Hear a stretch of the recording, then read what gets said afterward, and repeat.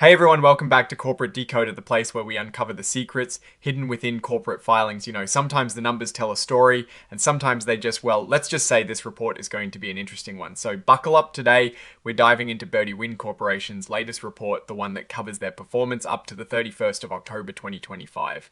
And let me tell you, this filing is a fascinating peek into a company navigating its early stages.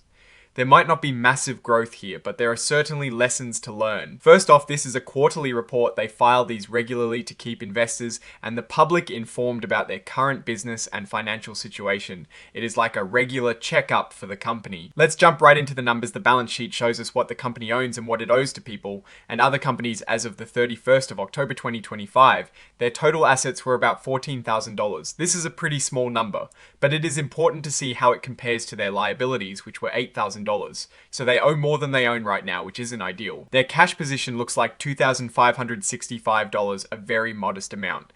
This means they have limited funds readily available to cover immediate expenses. Interestingly, they have prepayments listed, which include payments made to related parties. Now, this is something we'll see a bit more of later looking at the liabilities. Side their accrued liabilities are $2,700, and they also have an amount of $5,300 owing to a director, again pointing to significant related party activity. Now, let's look at how the company is performing in terms of making money and spending money. This is the income statement for the 3 months ending the 31st of October 2025.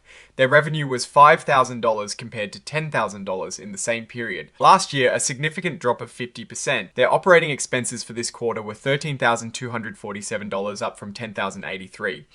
Last year, a rise of about 31%. A big chunk of this increase comes from general and administrative expenses, which include a $6,000 payment to a related party. This spending far outpaces their revenue. And the result of all this is a loss from operations of $8,247 for this quarter.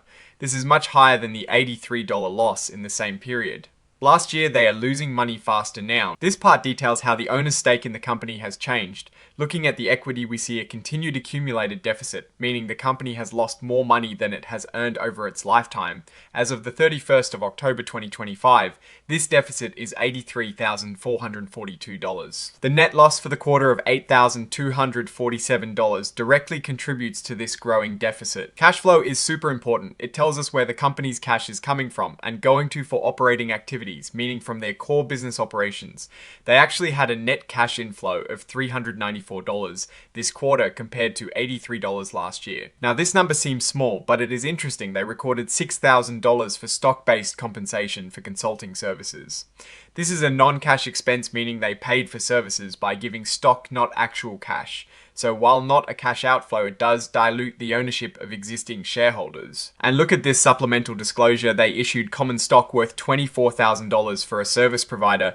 This signals they are using equity to pay for services, which is common for early stage companies, but it is worth noting. Digging a bit deeper into the company's background, Birdie Corporation was formed in April 2021 in Nevada, but their operations are based in Hong Kong. They offer personal financial literacy seminar services targeting individuals and families in Malaysia and Hong Kong.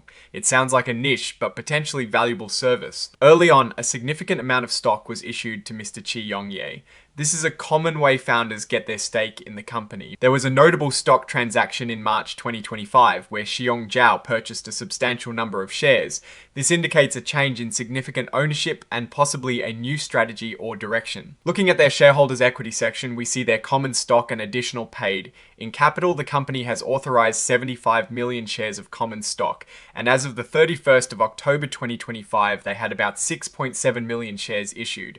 And outstanding, this has increased from earlier periods, indicating stock issuances likely for services or other business needs. Even though they are losing money, Birdie Corporation is registered in Nevada and subject to US tax laws. They have accumulated net operating losses which can be carried forward to reduce future taxes. This is standard for companies in their stage, but they have a full valuation allowance against these potential future benefits. Because management isn't sure they will ever be realized, this means they are not counting on those tax breaks right now. This section is really important. The company is engaging in several transactions with parties that are considered related, meaning people, or entities that have control or significant influence over the company. For instance, they issued $24,000 worth of stock for consulting services from 3 new directors. This shows a reliance on related parties for both services and funding. This is a big one for Birdie Wind Corporation for the 3 months ending the 31st of October 2025. Customer accounted for 100% of the company's revenues, and for the same period in 2024, it was also 100%. This means their entire income depends on a single client. Losing that client would be catastrophic. The company reports very simply it has one main business unit, the financial services. Business, specifically their literacy seminar, and it operates primarily out of Hong Kong. This simple structure is typical for smaller companies, and it helps keep their reporting straightforward.